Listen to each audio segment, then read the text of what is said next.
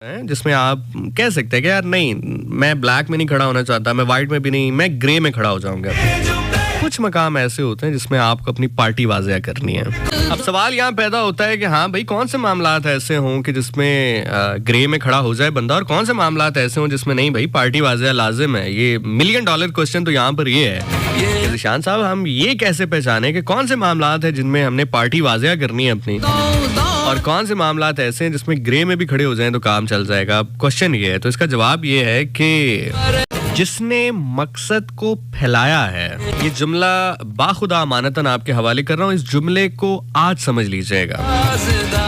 अल्लाह ताला कब्र रोशन फरमाए जनाब मुर्शिद मोहसिन नकवी साहब की। वो ये जुमला कहा करते थे, जब कोई ऐसा मुश्किल जुमला कह देते थे तो वो कहा करते थे कि इस जुमले को आज समझ लेना, कल समझ लेना, 10 साल बाद समझ लेना। तो ये जुमला ऐन अभी जहन में उतरा है। मैं खुद सोच रहा था कि सवाल का जवाब क्या होना चाहिए। मुझसे भी अगर कोई कहे कि कुछ मामलात ऐसे होते हैं जिसमें ग्रे में जिंदगी गुजारी जा सकती है, कुछ मामलात ऐसे होते हैं जिसमें पार्टी वाज़िया करनी है आपने, तो फिर मामलात वो कौन से हैं पता कैसे चलेगा। मैं भी सवाल अगर किसी से करूं तो पहला यही करूंगा कि आपने चले ये तो बता दिया, अब ये तो बताएं कि कैसे पता चलेगा, हम डिफरेंशिएट कैसे करें। तो उसका जवाब जो जहन में उतरा मैं आपके हवाले रख रहा हूं। तो आज समझ लेना, कल समझ लेना, 10 साल बाद समझ लेना, जब समझ में आए तो दुआ जरूर दे देना। जिसने मकसद फैलाया हो उससे मुतल्लिक आप ग्रे में भी जिंदगी गुजार सकते हैं। कोई बहुत बड़ा मकसद हो, आप समझिएगा जो मैं बताना चाह रहा हूँ आपको, कुछ खुद भी समझे ना।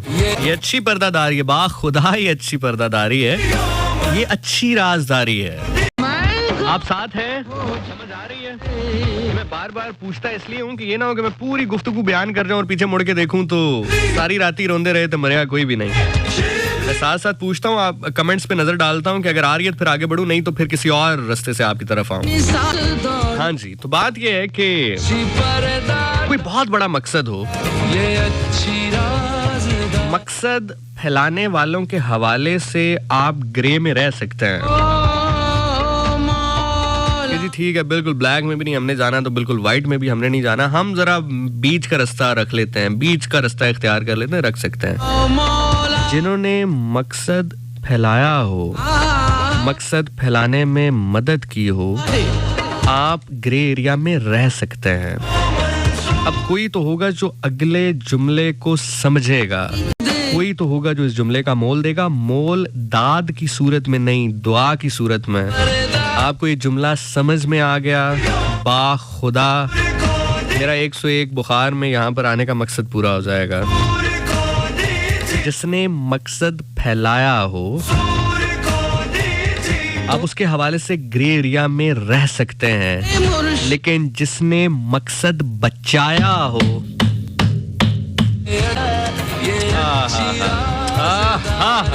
सलामत रहें आप जी, सलामत रहें। जिसने मकसद बचाया हो, जब उसके हवाले से बात होगी तो फिर आपने अपनी पार्टी वाज़िया करनी है, फिर आपने बताना है कि आप किस पार्टी के साथ हैं।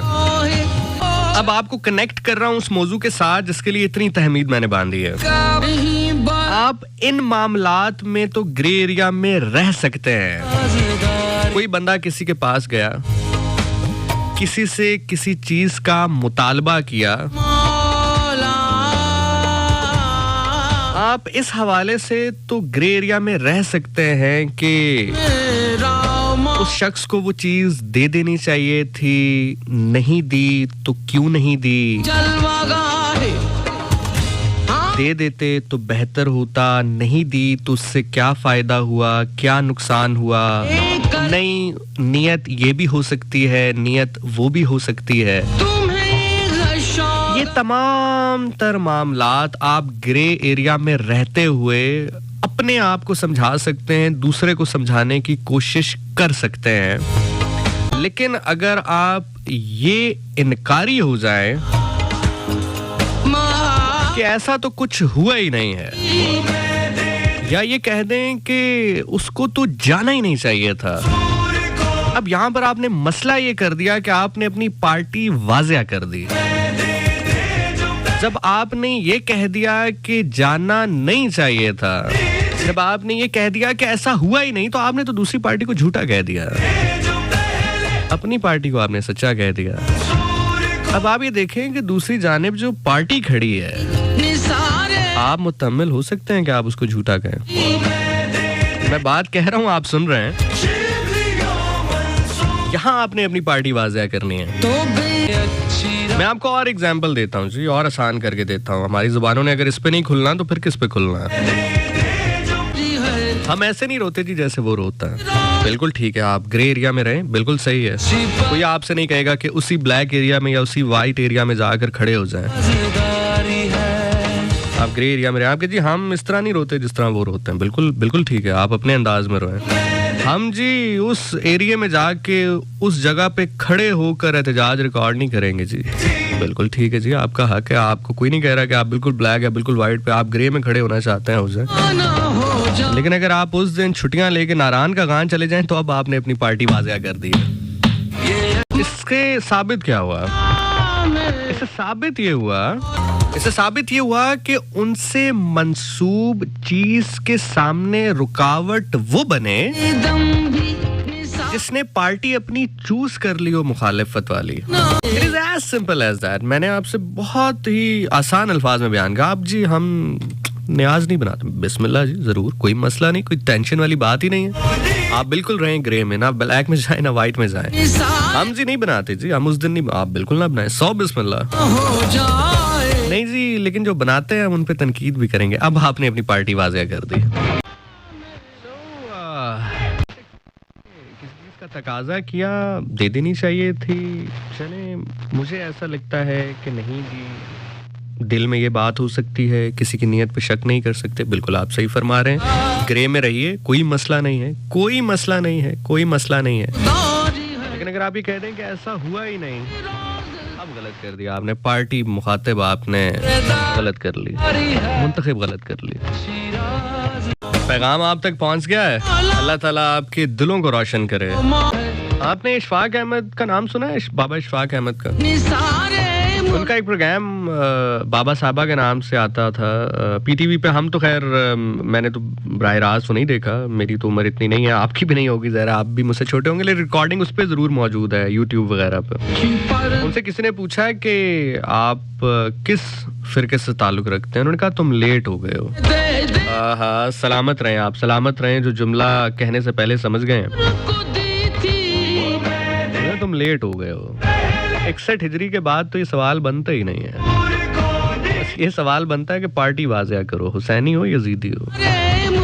मैं बात समझाने के लिए 4 लोगों को बात समझाने के लिए 400 लोगों को जख्मी कर जाऊं तो मैं इसको घाटे का सौदा मानता हूं। मैं बात एक को समझा जाऊं, बाकी 10 लोग बाद में समझ जाएं, सौदा फायदे का है। और आप जानते हैं कि ऐसा होता क्यों है? तो मेरे हाथ में तो समझाना नहीं है। प्रोग्राम के आगाज में सिक्योर और इनसिक्योर के हवाले से हमने क्या बात कही थी? मुझे टेंशन इसलिए नहीं होती क्योंकि मुझे पता है कि मैंने करना नहीं है। तो फॉर्मूला मैंने आपको बताया है कि जिसने मकसद बढ़ाया हो उसके हवाले से आप ग्रे एरिया में रहें, कोई मसला नहीं है। लेकिन जिसने मकसद बचाया हो, जब उस पे बात होगी तो फिर पार्टी वाज़ेह करना है आपने अपनी। मनम खतराए शबनम, गलत टाइम पर ये स्टैंजा चल गया है। मुझे असल में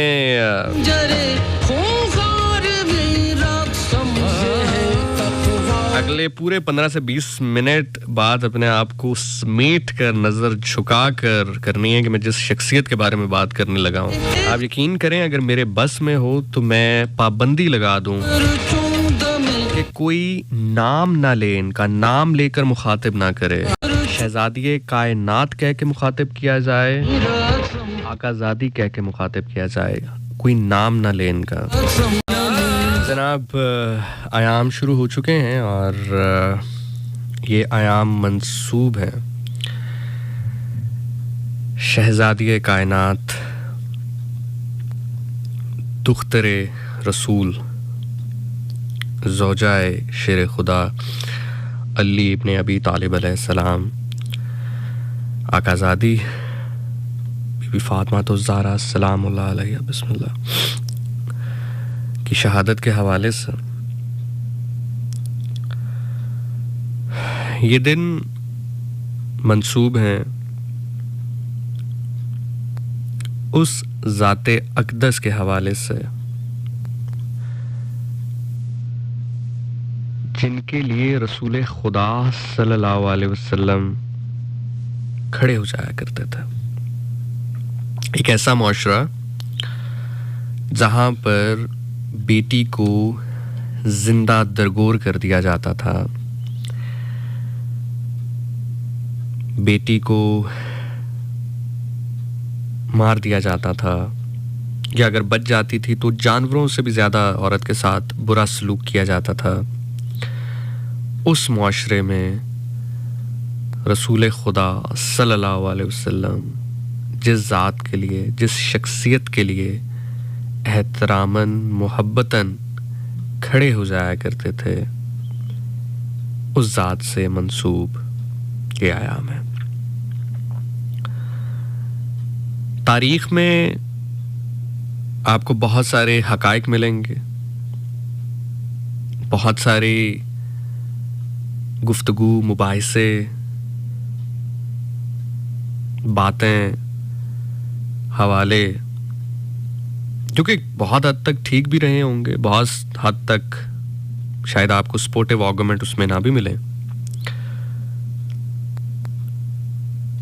लेकिन कुछ मामलात में आपको अपनी पार्टी वाज़िया करना, जैसे मैंने पहले भी कहा, कुछ मामलात में आपको अपने आप से ये पूछना बड़ा लाजिम होता है कि क्या मैं जिस आर्गुमेंट को रद्द कर रहा हूं, क्या मेरे पास उसके दलाइल मौजूद हैं? चलें, अगर उसके दलाइल नहीं भी हैं तो क्या जिस आर्गुमेंट को मैं मान रहा हूं, क्या वो आर्गुमेंट बाइबल है भी कि नहीं? क्या वो आर्गुमेंट माने जाने के काबिल है भी कि नहीं?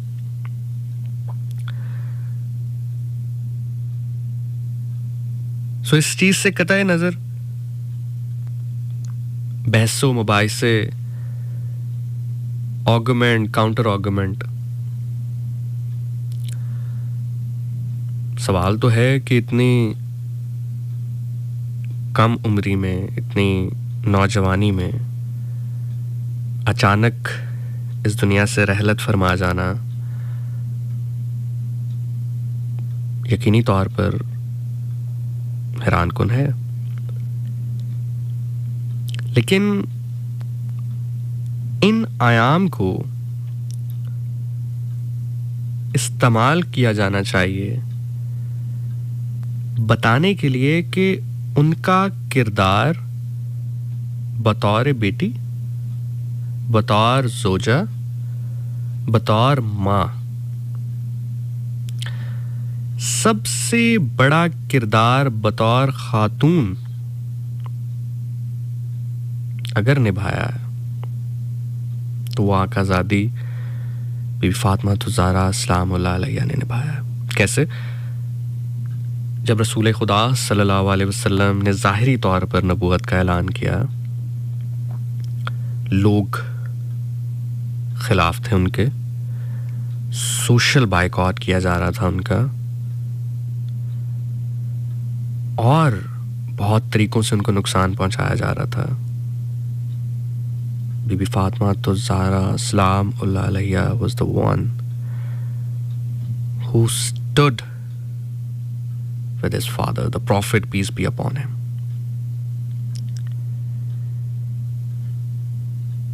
कुछ शख्सियात ऐसी होती हैं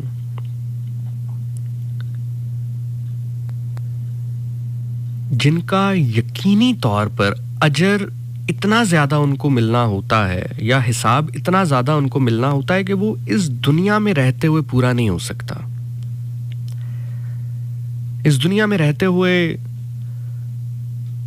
अगर बहुत भी पूरा होना हो तो अल्लाह आपके जिक्र को इतना बुलंद कर देते हैं, इतना बुलंद कर देते हैं कि बच्चा बच्चा आपका जिक्र करे। लेकिन अगर वो भी उस तरह ज़बाने ज़दे आम नहीं हो रहा, तो इसका मतलब यह है कि फिर रोज़े मैशर कोई अजर आपको ऐसा मिलना है कि जो शायद किसी के वहम में भी नहीं है, किसी के गुमान में भी नहीं है। पहले लाइफ में वो किरदार जो बतौर बेटी एक स्ट्रॉन्ग खातून की तरह अपने वालिद के साथ बतौर बेटी निभाया, फिर लाइफ का वो फेज जहां पर बतौर जोजा शेर खुदा जनाब अली इब्न अबी तालिब अलैहिस्सलाम के साथ निभाया। यही वजह है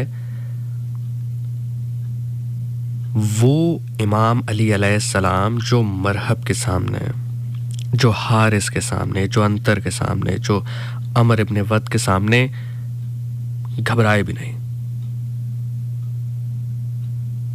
माथों पर बल भी नहीं आया, माथे पर शकन भी नहीं आया देखकर। लेकिन जब ये खबर पहुंची कि बीबी फातिमा तो ज़ारा सलाम अलैहा रहलत फरमा गई हैं, पर्दा फरमा गई हैं, खड़े हुए चलने लगे तो बैठ गए। अपने बेटों से कहा कि मुझे सहारा दो, मुझसे खड़ा नहीं हुआ जा रहा। आपको क्या लगता है कि एक शख्स है जो तन्हे तन्हा, बिल्कुल तन्हे तन्हा 9 लाख की फौज के सामने खड़ा है, बच्चे उसके साथ हैं, कुछ दोस्त उसके साथ हैं, घर की खवातीन उसके साथ हैं, शीर ख्वार बच्चे, छोटे छोटे बच्चे उनके साथ हैं, खड़ा है दलेरी के साथ, नहीं झुक रहा, नहीं टूट रहा। वाहिद वाहिद वाहिद अल्लाह एक है, अल्लाह एक है, अल्लाह एक है। पानी रोका जा रहा है, खाना रोका जा रहा है, शहीद किया जा रहा है, वो नहीं रुक रहा, नहीं झुक रहा।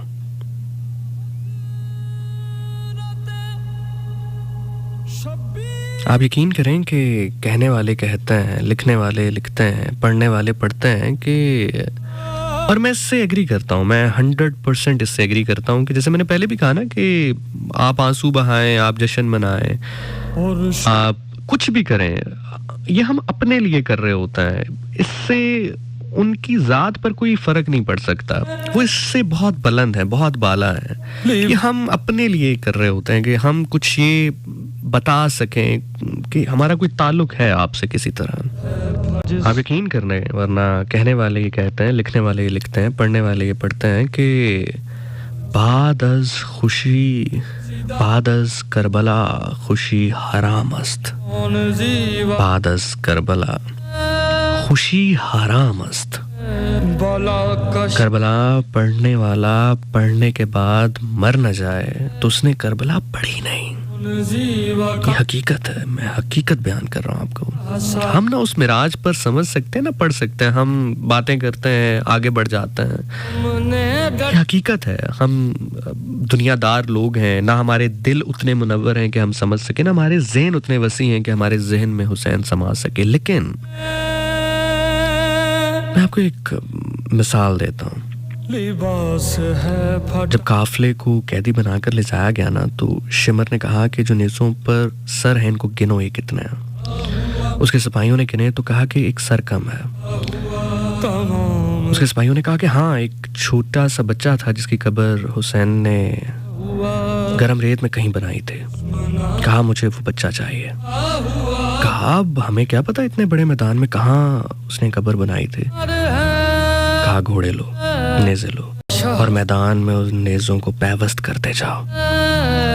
किसी एक मकाम पर जाकर नेज़ा रेत को चीरते हुए आगे बढ़ा और उस नेज़े के साथ हुसैन का नूरे नजर आया।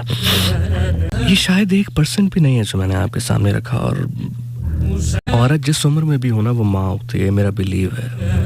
एक 8 साल की बच्ची भी फितरतन माँ होती है। मैं जानता हूँ कि मैंने ये बात अभी आपके सामने रखी तो आपकी उम्र जो भी हो, आपकी आंखों से आंसू बहना शुरू हो गए होंगे, और ये शायद 1% भी नहीं है।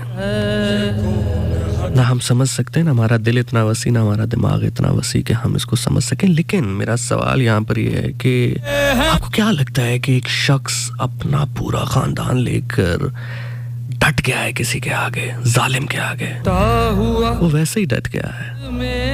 क्या उसकी ट्रेनिंग किसी ने नहीं की? ये ट्रेनिंग बीबी फातिमा तो ज़हरा सलामुल्लाह अलैहा शहजादी कायनात आकाज़ादी की थी। तो सबसे पहले बतौर बेटी बीबी फातिमा तो ज़हरा का किरदार, फिर बतौर ज़ौजा और फिर बतौर माँ।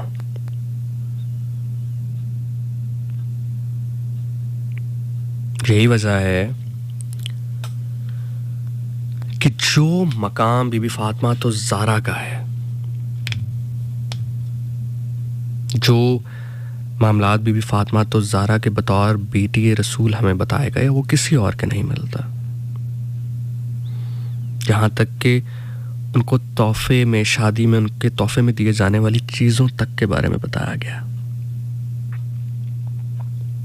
रसूल खुदा ने किस तरह से उनकी खुशी को मनाया, किस तरह से उनके घर के मामलात में उनका साथ दिया,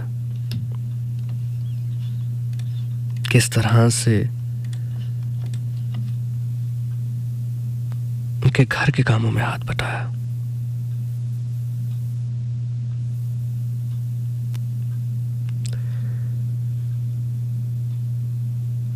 जो मैं बात यहां पे करना चाहता हूं, हमेशा याद रखिएगा कि माफ कीजिएगा, हमेशा याद रखिएगा आप दरख्त का फल तभी खा सकते हैं अगर आप उसके तने को पानी देते हो। ऐसा नहीं हो सकता कि तना खड़ा है, आप टहनियों को तो पानी दे रहे हैं। खुदा जाने किसको समझ आ रही है, खुदा जाने में बात कहां तक पहुंचा पा रहा हूं। आप टहनियों की तो बड़ी इज्जत कर रहे हैं, शाखों की तो बड़ी इज्जत कर रहे हैं, लेकिन जो तना है, जो बेस है, आप उसका ख्याल नहीं कर रहे हैं। आप तने को सूखा छोड़ रहे हैं, तने की तरफ आपका ध्यान ही नहीं है। तने पर अगर किसी ने आरी भी चला दी तो आपको फिक्र नहीं। तने को अगर कोई जड़ से उखाड़ने की भी कोशिश कर रहा है तो आपको फिक्र नहीं। शाखों को रोज आप कपड़ा मारें, शाखों पर रोज पानी का छिड़काव करें, तो याद रखिएगा या तो फल से महरूम हो जाएंगे, अगर फल हुआ भी तो मीठा नहीं होगा। मैं फिर जुमला रिपीट कर रहा हूं, या तो फल से महरूम हो जाएंगे, फल हुआ भी तो खाने के काबिल नहीं होगा। कोशिश कीजिए, कोशिश कीजिए, शाखों से मोहब्बत कीजिए, जरूर कीजिए, लेकिन उससे पहले तने को पकड़ना बहुत जरूरी है। तने का ख्याल रखना बहुत जरूरी है। तने पर पानी निछावर करना, अपना लहू निछावर करना बड़ा जरूरी है। सच्चे नबी की सच्ची बेटी शहजादी कायनात आकाज़ादी बीबी फातिमा तो ज़हरा सलामुल्लाह अलैहा। इस कायनात की हर चीज पर हक है बीबी फातिमा तो ज़हरा सलामुल्लाह अलैहा का। इस कायनात की हर चीज सदका है बीबी फातिमा तो ज़हरा सलामुल्लाह अलैहा का। बिस्मिल्लाह, आप कर देंगी अता। नहीं जनाब, अल्लाहुम्मा सल्ली अला सय्यिदना मुहम्मद व आले मुहम्मद।